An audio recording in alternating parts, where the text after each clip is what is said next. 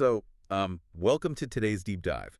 And today we're looking at a dashboard that makes a rather bold claim about you, the listener. Yeah, a very bold claim. Welcome to today's deep dive. And today we're looking at a dashboard that makes a rather bold claim about you, the listener. Yeah, a very bold claim. Right. It's basically saying that your daily brain fog or, those sudden bursts of energy or even your overwhelming need for a nap at like 2 p.m., they aren't random. No, not at all. And they certainly are personal failings. According to the source material we are diving into today, these states are completely predictable biological reactions to massive cosmic weather patterns. And, we have the map to prove it. We do, and it is quite the map. I mean, when you open up the Cosmogenesis daily octave weather broadcast dashboard. Which is quite a mouthful. It really is. But when you open it, it looks less like a traditional research paper, and honestly more like the heads-up display of an orbital spacecraft. Oh, totally. You have these glowing dials tracking planetary harmonics, orbital mechanics, and, bioresonance routing. Yeah, it's intense. And the date on this specific interface is June 19, 2026, which the system also tracks as Universal Day 170. So our mission for this deep dive is to decode this highly sophisticated interface for you. Because this isn't a weather report telling you to, pack an umbrella, right? Definitely not. It is charting the real-time intersection of what they call cosmic invariants. Mm-hmm. So these massive, highly predictable solar and lunar cycles with our biological variants. Which is essentially just the dashboard's term for your day-to-day human experience. Exactly. Okay, let's unpack this because, translating orbital mechanics into a daily to-do list requires a bit of a leap. It does require a leap, yeah. But the underlying logic is actually highly practical. Okay. If we connect this to the bigger picture, this dashboard serves as a navigational tool for human energy output. Think about how often we try to, brute force our way through a Tuesday. Oh, yeah. You just drink another espresso, stare blankly at a monitor, and just fight your own fatigue. Right, exactly. We fight it.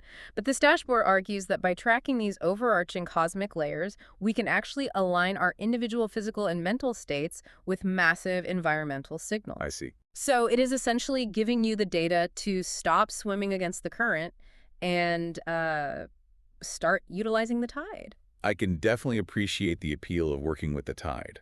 But to understand what you, the listener, are supposed to actually do with your biology today, we have to start at the macro level. Yeah, we have to zoom out. Right. We need to look at what they call the Dragon Curve Continuity Tracker.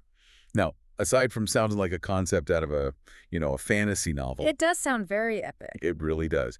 But what is this actually tracking in a biological or cosmological sense? So in mathematics and physics, a dragon curve is a fractal. Okay. It's a recursive pattern that repeats itself at smaller and smaller scales.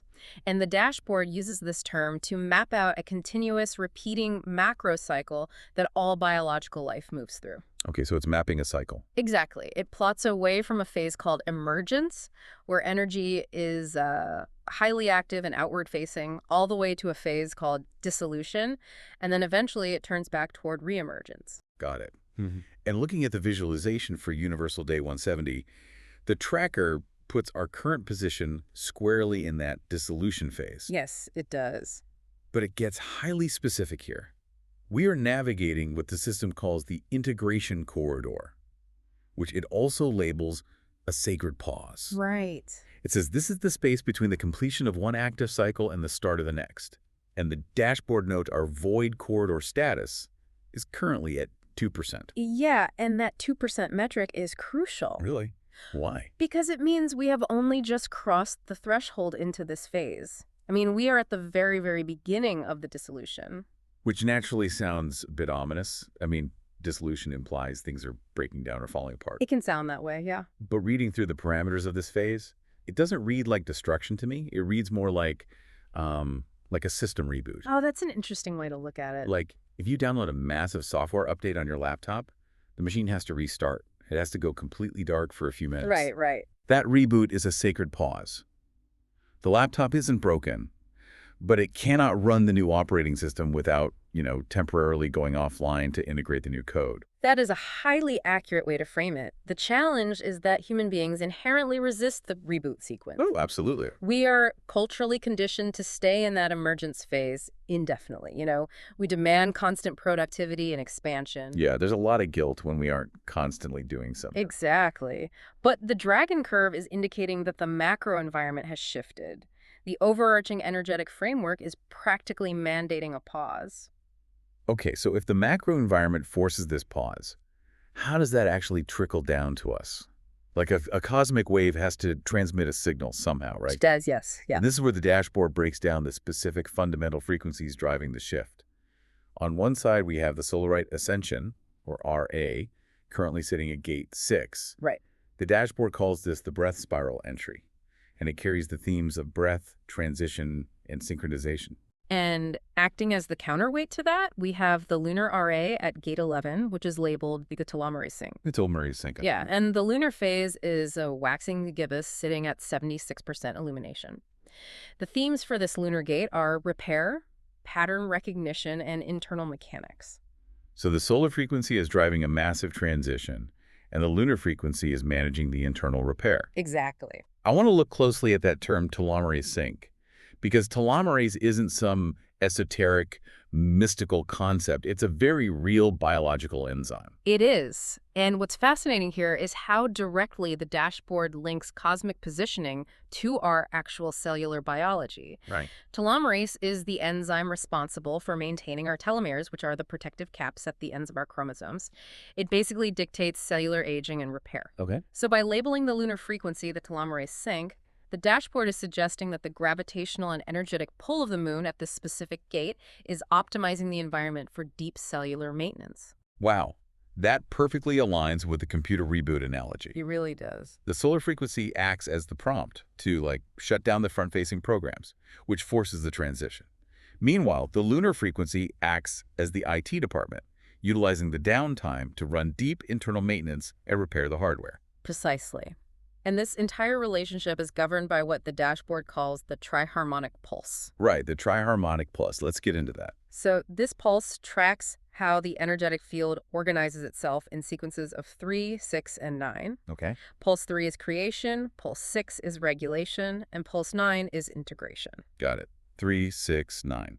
Today, on Universal Day 170, the field is at pulse 6, which is regulation, but it is actively shifting toward pulse 9, integration. Which means you cannot integrate the new cosmic software update until you have properly regulated and repaired your existing biological structure. Yes, exactly. The sequence absolutely demands regulation before integration. Exactly. The architecture of the field is shifting from maintaining balance to actually making meaning. Okay, so we have the dragon curve putting us in a macro-level pause. Right. We have the solar and lunar frequencies forcing a transition into cellular repair. Right. But what does this actually feel like when you step outside? I mean, how does this data manifest in our immediate environment? Well, the dashboard measures this through planetary harmonics and cosmic biometrics. Right. This is where the overarching cosmic weather becomes localized to our daily experience. Okay, so according to the planetary harmonics on the dashboard, the pressure in the field is concentrating at gates 14, 6, and 7. Mm-hmm. But more importantly, the cosmic biometrics measure the actual environmental variables around us. And it shows field stability or coherence at 72%. It's rated as stable. Right. And the signal distinction or field clarity is at 74%, rated as clear. So what does a 72% stable cosmic field actually mean for me on a Tuesday morning? Does it mean I'm just less likely to drop my keys? Think of it in terms of atmospheric pressure. When a massive thunderstorm rolls in, the barometric pressure drops rapidly, and many people experience migraines or joint pain. Oh yeah, my mom always gets a headache before it rains. Exactly. So a 72% field stability means the energetic barometric pressure is holding steady. There are no chaotic, sudden environmental spikes triggering your nervous system's fight or flight response. Ah, I see. The field is calm, which is exactly why the signal distinction can penetrate at 74% clarity. There is very little static in the environment. But here's where it gets really interesting, and where I actually need to push back on this dashboard a little bit. Okay, let's hear it. So the environment is stable, the signal is clear, we're in a macro level sacred pause. Mm-hmm. But right in the middle of these calm biometrics, There is a metric called processing demand, which measures the integration load of the field. Right. And that processing demand is rated as high GH. I mean, it's flashing in red. Yes, it is. If we are in a pause and the field is highly stable, shouldn't a pause feel restful? Are you saying the environment is forcing my biology to work overtime without my permission? This raises an important question, and honestly, the answer is the key to decoding this entire framework. Okay. You are equating a pause with a total absence of activity, like hitting pause on an audio track where the sound completely stops. Yeah, that's what a pause usually means. But in complex biological systems, a pause is not a freeze. The pause is the work. But how does the pause equal work if I'm supposed to be resting? Consider the mechanism of human sleep, specifically REM sleep. Okay. When you enter REM, your physical body is essentially paralyzed. To an outside observer, you are in a profound, stable pause. Right, you're just lying there.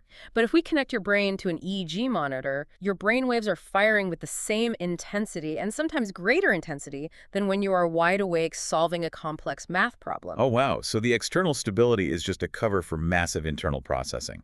Exactly. During REM sleep, the brain is consuming enormous amounts of energy to consolidate memories, process emotional residue, and prune neural pathways. It's doing a lot of work. It is doing the heavy lifting of psychological integration. And that is exactly what this dashboard is showing us about Universal Day 170. Oh, I see. The external field is stable. It is physically asleep. But the processing demand is high because the environmental framework is doing massive background computation to organize all the chaotic growth that occurred during the earlier emergence phase. Right.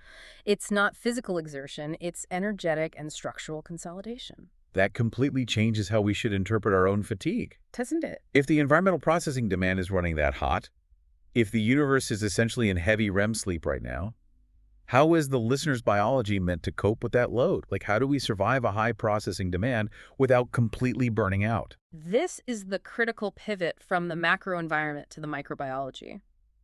The dashboard translates this environmental data into actionable human physiological responses through a process it calls biological routing. And the mechanism they use to visualize this routing is fascinating. It's called a Mobius translation. Oh, yeah. A Mobius strip is that mathematical loop with only one surface and one edge. Like, if you trace a line along the outside, it seamlessly becomes the inside. Right, it folds in on itself. Exactly. The dashboard uses this to illustrate how massive external cosmic invariants twist and fold until they become internal biological pathways.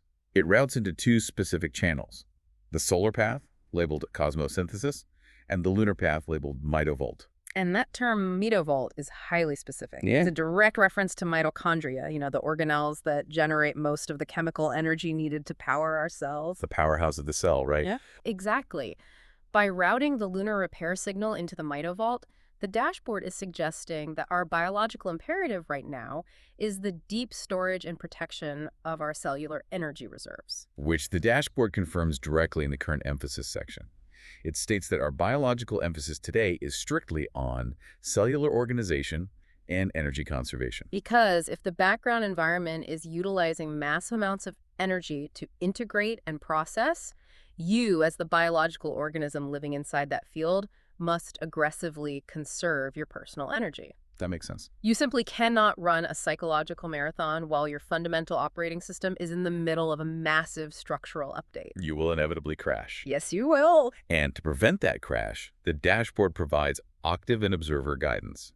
It's essentially a biological to-do list broken down into what you should support, what you should reduce, and what you need to watch. Let's examine that guidance closely, because this is where the esoteric data becomes highly practical for the listener. For sure. So under the support column, the dashboard advises focusing on hydration, gentle movement, breathing practices, journaling, and pattern review. Right. The breath work obviously links directly back to the Solar Gate 6 of the breath spiral entry. But the pattern review is interesting. How does journaling or reviewing patterns actually support cellular organization? Well, pattern review connects to the Lunar Gate 11's theme of pattern recognition. Oh, okay. When the integration load is high, the brain is trained to sort data. By journaling or consciously reviewing your recent behavioral or emotional patterns, you are actively assisting the field's integration process. Okay, so you're helping it along. Exactly. You are moving chaotic, unconscious data into structured, conscious awareness. You are participating in the organization rather than fighting it. You are acting as an observer. Right. Now, the reduce column is where I think most people will feel called out. Oh, definitely. It explicitly instructs us to cut back on overcommitment, excess stimulation, multitasking, and emotional overanalysis. Emotional overanalysis is the most insidious trap during a high processing demand. Because we feel a vague tension and immediately try to blame it on something in our immediate vicinity. Yes. Like you feel a sudden, heavy pressure in your chest, and instead of recognizing it as a cosmic integration load, you convince yourself you're about to be fired because your boss used a period at the end of a Slack message. Exactly. That is exactly it. The human mind abhors a vacuum. If there is a high physiological pressure in the field, your brain will frantically search its immediate environment for a psychological cause. It needs a reason. Right. You will overanalyze a text, invent a conflict, or spiral into self-doubt just to give the tension a logical narrative. Wow. The dashboard is explicitly warning you to short-circuit that impulse. The tension isn't a personal crisis, it's an environmental weather pattern. You are just feeling the heavy integration load of the system. It's not a crisis, it's cosmic weather. That is incredibly liberating. It really is. But what happens if you fail to reduce that stimulation? Under the watch column, it warns us to be vigilant about mental looping and sleep disruption. And it pairs this with a critical safety mechanism called the high burn watch. The high burn watch operates as the dashboard's emergency warning light. If you try to push through the sacred pause with sheer willpower, your biology will start throwing error codes. Yeah, and the indicators are highly specific. Restless sleep, unexpected heat spikes in the body, mental looping, and extreme emotional sensitivity. Right. If you observe these symptoms, you have triggered the high burn watch, and the dashboard instructs you to immediately initiate a cooling protocol. It doesn't give a step-by-step for the protocol, but based on the overall data, I assume this means engaging the emergency brake. It means total system stand down. Just to stop everything. Yes. If your biological engine is running too hot while the macro environment is monopolizing the energy for processing, you must manually enforce the pause. Step away from the screen, drink a glass of water, focus purely on respiration, and cease all external initiation. You have to cool the hardware. So when we synthesize all these layers, the macro dragon curve demanding a pause, the solar and lunar frequencies driving cellular repair, the high processing demand simulating an environmental REM sleep, and the biological routing protecting our mitochondria, the dashboard distills it all into a daily octave summary. It gives us a recommended optimal posture for Universal Day 170. And the posture is governed by 3 directives: observe before acting, organize before expanding, synchronize before accelerating. Observe, organize, synchronize. It is a posture of profound receptivity and internal discipline. It also highlights 5 keywords to keep top of mind for the day: breath, standby, organize, repair, sync. I think standby is the perfect summation of the entire dashboard. It is, but we need to address why this conservation of energy is so critical right now. Right, because it's not just about today. No, it is not merely about surviving Universal Day 170. It is a strategic preparation for what the dashboard identifies in the bottom right corner under the next gatewatch. Right, the dashboard isn't just showing us today, it's showing us what is coming down the pipeline. And the next gatewatch shows that the solar frequency is rapidly approaching Gate 7, which is labeled Solar Infusion. And the expected themes for Gate 7 represent a radical departure from our current state. Gate 7 introduces increased momentum, external activation, heightened visibility, and the arrival of new signals. So Gate 7 is essentially slamming on the gas pedal. The period of standby is going to abruptly end. Exactly. The integration quarter will close, and the momentum of the next cycle will engage. Okay. But if you spend your time in the sacred pause fighting the current, if you overcommit yourself, ignore the high integration load, and trigger a high burn state, you will enter Gate 7 entirely depleted. You'll have nothing left. Right. You will not have the mitochondrial reserves required to handle the new momentum. The pause is biologically mandatory so that you have the capacity to expand when the environment actually supports expansion. So what does this all mean?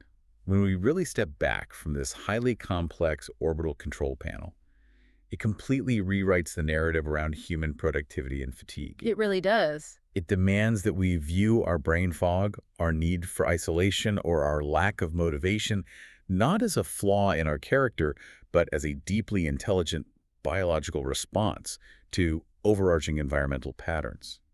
We are part of a massive, mathematically precise system that requires downtime to function. It effectively removes the moral judgment we place on resting. Yes. If the mathematical framework of the universe is engaging a sacred pause to manage heavy integration, it is the height of hubris for us to believe we should be exempt from that process. Hubris is exactly the right word. Well, We can't out-hustle the dragon curve. we cannot, and this raises an important final question for you to consider. If our individual biological experiences are merely variants, constantly and intimately twisting into alignment with these massive, inescapable cosmic invariants, how much of what we call personal stress, anxiety, or failure is simply us stubbornly trying to sprint through a cosmic rainstorm without acknowledging the weather? Oh, wow.